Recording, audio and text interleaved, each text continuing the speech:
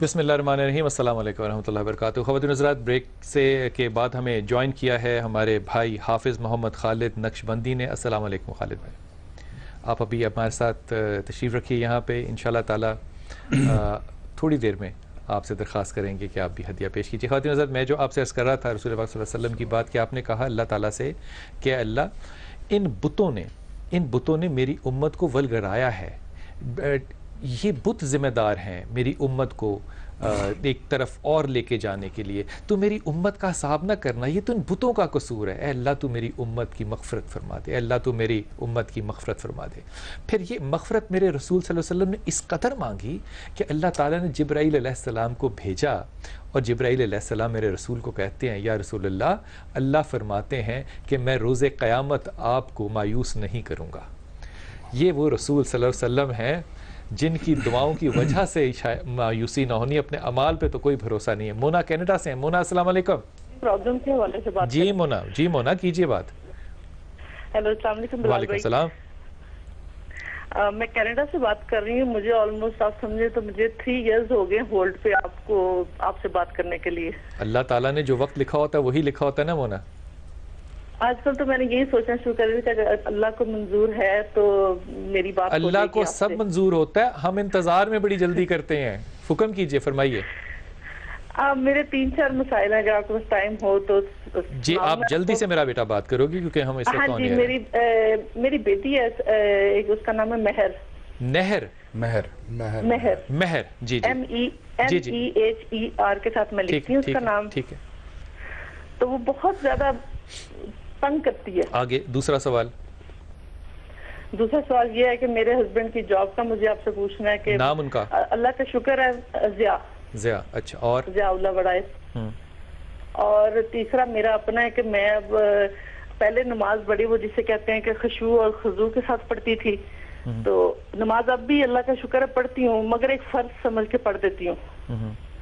دعا مانگنے کا وہ جیسا آئی فیل سوری کہ میرے سے دعا نہیں صحیح طرح مانگی جاتی، مجھے وہ مزہ نہیں آتا، میں ہر وقت اس ٹینشن میں رہتی ہوں کہ اچھا میں یہ میری پیاری بہن، کیونکہ دیکھنا آپ جب بات کر رہے ہو تو میرے الٹی طرف پتہ آپ کو اس ملک کے 3 ایسے مایا ناز بیٹھے ہیں کہ زبان جو ہے نا میری وہ یوں کامتی ہے بات کرتے ہوئے۔ ارے اللہ کی ولی، نماز تو فرض ہے، اس کو فرض ہی سمجھ کے پڑھنا ہے، اور کیا پڑھنا ہے۔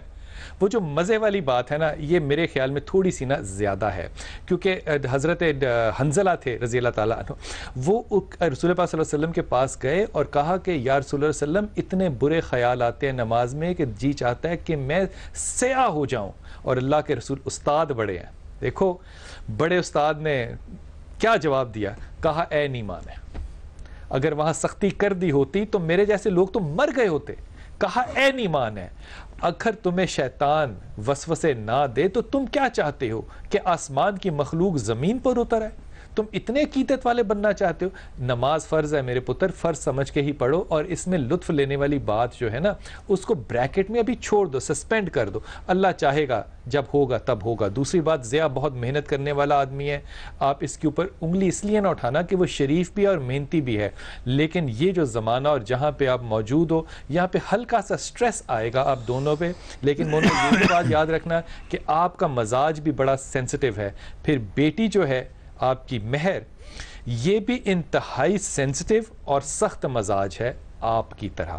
اب ایک میان میں 2 تلواریں، اس لیے آپ ایسا سوچتے ہو۔ آپ تینوں یہ 3 تسبیحات جو میں آپ سے کر رہا ہوں نا، یہ پڑھا کرو۔ مہر از اے بیوٹیفل ڈاٹر، انشاءاللہ تعالیٰ۔ بس ایک خیال رکھنا کہ جو فیسلٹیز انسان اکثر بچوں کو دے دیتے ہیں نا ٹین ایج میں، وہ نہیں دینی بچی کو، کیونکہ اس کا ہلکا سا رجحان رومانویت پسندی کی طرف ہوگا، اور اس عمر میں بھی اگر آپ دیکھو گے تو مہر جو ہے وہ شیشہ زیادہ دیکھتی ہے، یہ رجحان جو ہے وہ بچیوں میں بس ٹھیک نہیں ہوتا۔ یا ولی یا نصیر یا ذل جلال والاکرام اور سورہ اخلاص، یہ 3 چیزیں پڑھتے رہو، اللہ رزق بھی بہت دے گا اور بیٹی کو بہت اچھا نصیب بھی دے گا، اور آپ کے مزاج میں بھی انشاءاللہ تعالیٰ ضرور ٹھہراؤ آئے گا۔ حضرت میں نے بات آپ کی کاٹی تھی، معافی چاہتا ہوں، آپ میں نے بات مکمل کر لیں پھر۔ کیونکہ عید کی تیاریاں ہیں تو دیکھنا یہ ہے کہ کیا ہم عید منانے کے قابل ہوئے ہیں یا نہیں ہوئے۔ یہ فیصلہ ہم کیسے کریں؟ ہاں، وہ فیصلہ اس لیے کرنا ہے کہ رسول اکرم صلی اللہ علیہ وسلم کا فرمان بھی ہے، اور امیر المومنین علی بن ابی طالب علیہ السلام کا بھی نہج البلاغہ میں یہ فرمان ہے کہ وہ شخص جو اپنے مالک و خالق کی नाफरमानी का मुर्तकिब हो उसे हक हासिल नहीं है कि वो रोज़ ईद भी खुशी मनाए। और बंदा मोमिन के लिए हर वो दिन ईद का दिन है जिस दिन वो अपने मालिक खालिक की नाफरमानी का मुर्तकिब ना हुआ हो। आज हमने मुहासबा करना है। और यहाँ ये बात मैं खास तौर पर कहना चाहता हूँ कि रसूल अकरम सल्लल्लाहु अलैहि वसल्लम ने ये फरमाया था कि माह रमज़ान आए, गुनाहगार बंदा अगर अपने गुनाह माफ़ ना करवा सके तो उससे बढ़कर बदबख्त इंसान कोई नहीं है। अब उसके पास अगर वो गुनाह माफ़ करवाने की कोई जगह और मकाम और मोहलत है तो वो मैदान अरफात जी। तो आज तो मुहासबे की रात इसीलिए है, ये तो हमारे मुहासबे की रात है कि हम वो हक अदा नहीं कर सके और हमें खुशी के बजाय रोना चाहिए। हमें खुशी हो रही है, हमें खुशी की बजाय शांति हो रही है, हमें खुशी के बजाय रोना चाहिए। शांति का दिन आज है कि हम रमजान को उस महीने को अलविदा कह रहे हैं, उस प्यारे दोस्त को खुदा हाफिज कह रहे हैं कि जिसमें इतनी बरकतें हमें मिली थी। तो हमें तो उसकी जुदाई पे रोना चाहिए ना कि खुशियां मनाना चाहिए। हमें अपना मुहासबा करना चाहिए और अल्लाह ताला ने हमें बरात मिनन नार का जो परवाना देना है वो हमें मिला है या नहीं मिला है वो देखना चाहिए। तो लिहाजा बजाय इसके हम मस्जिदें छोड़ के बाजारों में भागें और वहां पर इन तय्युशात के पीछे चले जाएं और फिर ऐसे दौर में कि जबकि महंगाई सर तोड़ रही है, खाने को लोगों को कुछ मिलता नहीं, खुदकुशियां हो रही हैं और फिर खास तौर पर जब ये चांद तुलू हो जाता है, नजर आता है तो फितरा आप पर वाजिब हो जाता है। तो बजाय इसके बाजारों को रुख करो, अपने अजीजों का रुख करो जो मुस्तहिक हैं, मोहल्ले वालों को रुख करो, उनका ख्याल रखो ताकि वो भी उस खुशियों में शामिल हो सके। अगर यहाँ पे ये गौर फरमाइए कि इस वक्त 14 अगस्त मनाने में, न्यू ईयर ईव मनाने में और ये इनाम की रात मनाने में कोई फर्क नहीं रहा। बस ये बदकिस्मती है हमारी कि जिस तरह हम बात, मैं आपसे पता है बात क्यों कह रहा हूँ, इस्लाम से दूर होते आप चले जा रहे लोगों का जिम्मा है। नहीं देखिए, मैं इसमें गुजारिश करूँ बिलाल भाई, उलमा, मैं इसमें मुझे कभी जो है इस बात में अपनी कोताही, मैं तो तालिब इल्म हूँ लेकिन ये हमारी कोताही है कि हमें जिन चीज़ों को अवाम उन्नास को समझाना चाहिए था, बताना चाहिए था, वो चीज़ें हमसे रह गई, हम और मामलात में उलझ गए, इसमें कोई शक वाली बात नहीं है। लेकिन एक तरफ अब मौजूदा दौर के अंदर मैं बड़ी माजरत के साथ कहूँगा, जब मीडिया आ गया और मीडिया ने ऐसे ऐसे माशाल्लाह जुहाला उलमा की शक्ल में पेश कर दिए, तो उसके बाद उलमा बेचारे क्या करेंगे।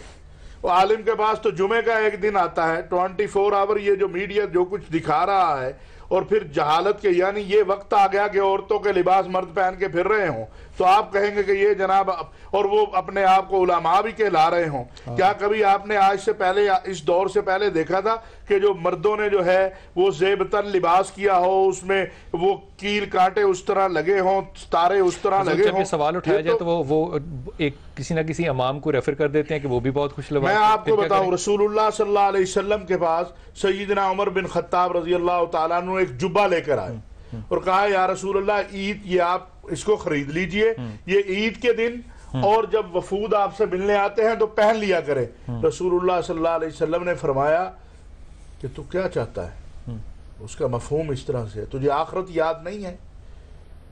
ये इतने सख्त जुमले जो हैं, तुझे आखिरत याद नहीं है, इतने सख्त जुमले। और सैयदना उमर समझते थे कि रसूलुल्लाह सल्लल्लाहु अलैहि वसल्लम की मंशा क्या है हमारे लिए, ये ली कि हमें पता चल जाए हमें करना क्या है। यहाँ पे बिलाल भाई थोड़ी अगर खुतबा देते हैं तो पैमानज़दा लिबास है, बोरिया पहने हुए खुतबा दे रहे हैं, जूते की हालत ये हो चुकी है कि उसको पाबंद लगा रहे हैं। और इब्न अब्बास कहते हैं कि मौला ये जूता इसमें तो अब टांके लगाने की गुंजाइश भी नहीं है। तो पूछा आपकी नजर में उसकी क्या कीमत है?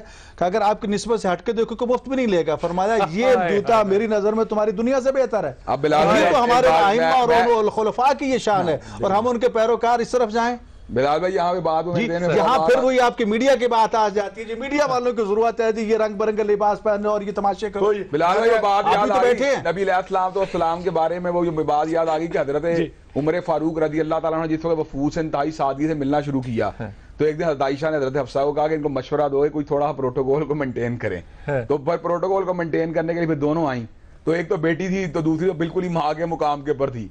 तो उन्होंने कहा बिल्कुल ठीक है आपकी बात, लेकिन मुझे वो दिन याद है कि जब हजरत रसूलुल्लाह सल्लल्लाहु अलैहि वसल्लम के वक्त एक वक्त ऐसा आया था कि आपने चादर को जब दोहरा किया तो आपने कहा आयशा हफ्सा तुमने आज चादर दोहरी की, मुझे नींद आ गई है, वो चादर दोहरा नींद आ गई है।